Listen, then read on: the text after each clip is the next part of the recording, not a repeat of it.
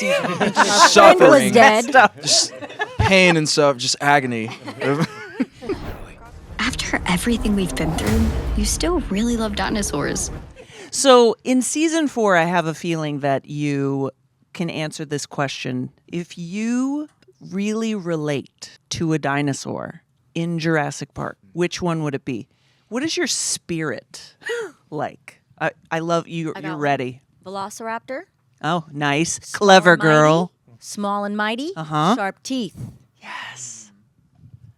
Mine would be a Gallimimus, I think they're called. Yeah. Ooh. They kind of just run in random directions.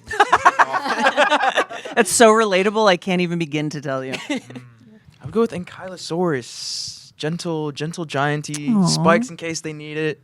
Just calm. They like, eating their herbs and stuff, being healthy. I love it. Also relatable. I would say the same as Kausar. I'm very small and very mighty. And don't forget Personality. Don't forget those teeth. Yeah. What about you, Scott? Yeah, maybe a Brachiosaurus. Just Nice. want to kind of chill, be left alone, eat some greens, and just go in the water. That's kind of it. Sounds relaxing. Yeah, right. So when you are enjoying being alone and just chilling in the water, how do you say to yourself, like, I'm going to keep upping the ante for season 4? Like, Yeah, well, I mean, we've put these kids through a lot over the last, I guess, 5 years or so. So it's just it is kind of chaotic. Yeah, so it is me and the writing team and everybody else who's a part of it just letting your minds go. We know these characters so well after 90-some episodes, and just like, where do we see them, and what's the next, like you said, how do we up the ante? How do we paint them into an even smaller corner? And this is what we came up with. All right, let's talk about these smaller corners. Yes. What are you most excited about as far as smaller corners go? Like, what do you fight your way out of this time? What are you overcoming? Well, season 1 of Camp Cretaceous went alongside the movie Jurassic World, and it was basically a survival story. Yeah. And then things got more complex and sophisticated with goals and character and everything. And the whole idea was we wanted to finish off Chaos Theory with another survival story and dropping the kids back into an area where they can only count on themselves against the odds against dinosaurs and people. And so we really wanted to, it's definitely our most ambitious season, and Nice. we really bigger dinosaurs and bigger set pieces and, really bigger stakes. So it all got bigger, and I'm excited for folks to see it. Kiersten, what was your moment when you were like, I don't know that I can pull this off. Just kidding. I did. My audition. I think there was a part of me throughout every single record where I was like, am I really here? Can I do this? Am I going to be able to do it? I don't know. We're just going to do our best. And I just put so much effort and work into it. Like, I just cared about it so much. And I just wanted to prove that I could do it to myself. And I just wanted to do an awesome job. So, yeah. You the did. whole time. And, thank you. You did an awesome job. Thank you so much. I really Absolutely. appreciate that. Pat. I love the show. I just love it.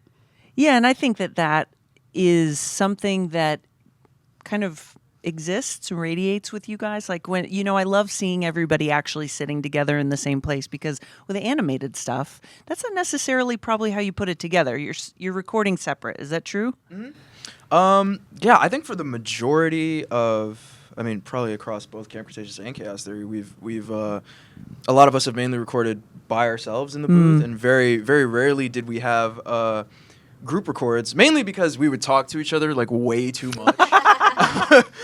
We would literally, somebody would like make a joke, and we would literally be laughing for like 3 minutes straight, and our director, Serena, praise her, like, oh my gosh, she had so much to put up with us. We're fun. We're fun. Yes. No, we're We're great. fun. We're great. But yeah, and I think a lot of what became of Chaos Theory was just that that chemistry that we had and that we developed. I feel like coming into this series, we had all kind of known each other already, so we already had that camp fan for life feeling going on. And then with Kiersten coming in, I mean, we really just immediately invited her in, and she was, a lot of us didn't get to meet her for a while. I mean, I probably met her in like season 3 recordings. I don't think I had met her until roughly around like when the show was halfway over. Yeah, when we started the show, we didn't tell the cast that Brooklyn was alive. So we just sort of sprung that on them when they got the last script and went, wait a minute, what? And that's when we got to bring Kiersten out from hiding and meet everybody. It was messed up. We suffered for a season. Our friend Suffering. was dead. Just pain and stuff, just agony. Kausar, do you feel like a lot of responsibility with your character because it's such a great example of like how important it is to pay attention to our mental health? I'm really honored to be able to play Yaz in that way and her own journey of being someone who came into that. I think I don't feel responsibility as much as just a celebration and a pride around it. And again, I think Scott and the writers do such a good job of creating such a great storyline for her where I just felt like my job was to be able to bring that and act that out. So I'm really proud of what we've been able to do with her mental health story and also the queer storylines and kind of what Yaz represents for people. Yeah, and I think animation is such a great way to explore all of that. And it's ironic that it can be so inclusive when it's actually not live action, but it resonates with people so much. It's sort of, do you find that there's like a freedom that comes to you when you're performing, but you're not seen, it's just your voice? Oh, definitely. I think, well, for my character specifically, he's like 6'8" or something, and I'm not that. So that's been very exciting to be this huge guy. But also just with acting, I've never been that great at like crying, especially like in like sync with the script. But with working with Serena and with the script and everything, like I've had these crying scenes. I'm like, it's actually happening. And so I think there's like a freedom to like explore some of those emotions that really kind of this like just really a friendly, welcoming zone in the recording booth with the people here that it was like even with the acting, it felt more free. So, yeah. I always think about projects like this being supported by, such great talents over the years, like, Steven Spielberg obviously kind of started this whole jam. Is it safe to say that we are all Spielberg people? Yeah, Yeah, great. Anyway, anyone who said no is immediately fired. We were required to say that. It is a requirement. So let's go down the line and tell me the Spielberg movie that really just gets you every time. This is a tough choice because they're all sort of, he's the master at that. Yeah. I think for me, I'll just never forget, and, obviously being older than these kids, but seeing E.T. in the theater, I think I was like in junior high or high school, but I just remember me and 2 buddies went and we're all like crying in the theater, but we want to be cool, so we don't want to show the others that we're crying. Right. But, I would say that, but also, Jaws is just one of my favorite, like our family's favorite film. And, wow, that's a very interesting thing to say. Yeah.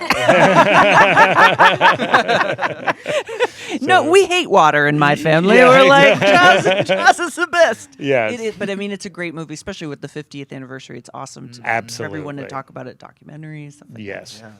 What about you, Spielberg? Which one jumps to your mind?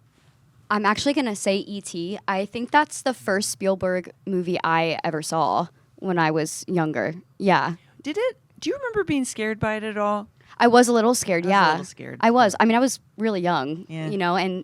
But I also loved it. It was really cool and different and very unique. But I was also a little scared. I'm not scared anymore, though. So. Okay, there's no judgment. Growth. What about you? It might be a little cliche, but the Jurassic Park franchise was really what got me. So great. It's so iconic.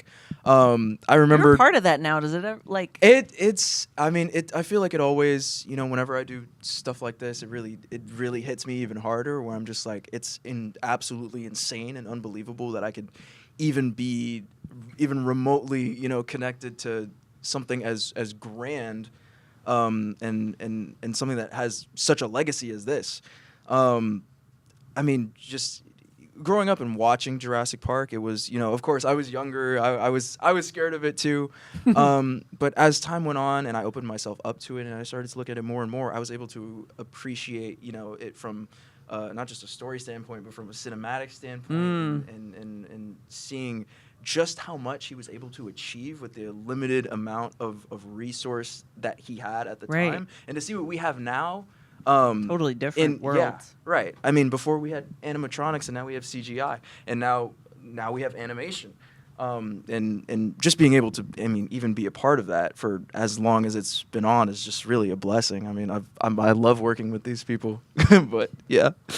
All right, back there, Spielberg. I'm gonna piggyback off of Paul and say Jurassic Park for sure. Yeah, it made me want to be a paleontologist when I was younger. Those dreams changed quickly, but that was here I am without a science degree. But yeah, Jurassic Park.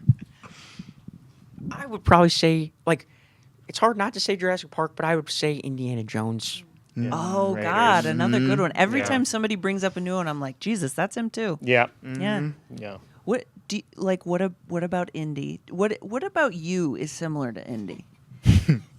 Just everything. No, it is. Yeah, it is. no, I don't. And he hates snakes. I hate snakes.